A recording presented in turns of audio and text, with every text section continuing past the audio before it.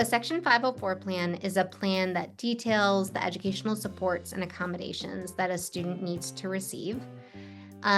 What I will say is that the statute for Section 504 is silent about whether or not the 504 plan actually needs to be a written document. But best practice would indicate that yes, it should be a written document that's best for everyone, families, students, and school personnel involved. The other aspect of it is that you can include as much or as little into the Section 504 plan. So while IEPs, which are in special education, have goals, objectives, related services, things that have to go in there, a 504 plan does not necessarily need to have those things, but also if the child needs it and the team agrees, could have those things. So it's very open-ended. It's written in such a way that it's really individualized to what the student needs in the classroom. It's important for educators to understand about Section 504 plans because we know that more than 1.3 million children with disabilities get Section 504 plans. They're being educated in our schools. This is not a special education issue because most, if not all, of those students are in the gen ed classroom the entire day. So it's really important that general and special education teachers, as well as any other providers within the school, understand that the Section 504 plan is a document which is legal. It means that you have to provide the supports that are in there. So you have to make sure that you have access to the 504 plan, you understand the supports that are listed in there, and you're able to implement it with fidelity.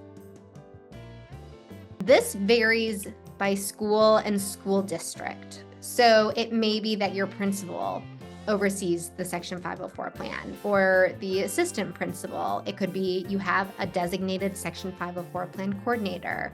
We've also seen social workers and guidance counselors be the Section 504 coordinators. Regardless of who the role that the person has, it's important that that person understands what Section 504 is and is able to kind of navigate the Section 504 process while complying with the statute. So it's not so much about the role, it's about making sure they have the knowledge and the disposition to be able to implement the plan and kind of follow the law. So to qualify for a Section 504 plan, you have to have a substantial impairment that impacts one or more major life activities. Major life activities could include eating, drinking, sleeping, breathing, and probably most relevant to us, learning. So you have to have some type of impairment that impacts one of those major life activities. Yes, there is nothing in the statute that says if you have good grades, you don't qualify. Again, it goes back to that very simple eligibility criteria of, do you have an impairment that substantially impacts one or more major life activities?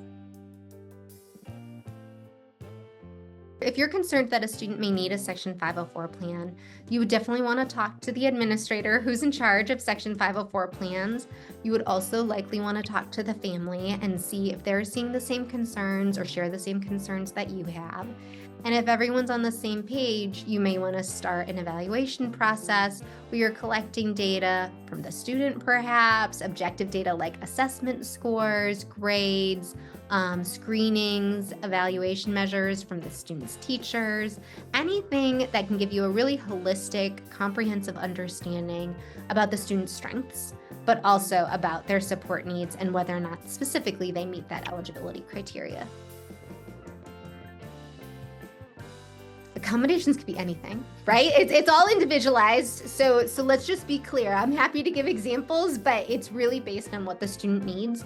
The most common types of accommodations we tend to see are extended test taking time, prolonged time to turn in assignments, indefinite time to turn in assignments, anything that doesn't substantially change the nature of the assignment or what the child is expected to learn is an accommodation. So extended test taking time tends to be the most common type of accommodation, but this varies depending on the student. So if you have a student with diabetes, for example, an accommodation could be related to checking their insulin and that kind of thing.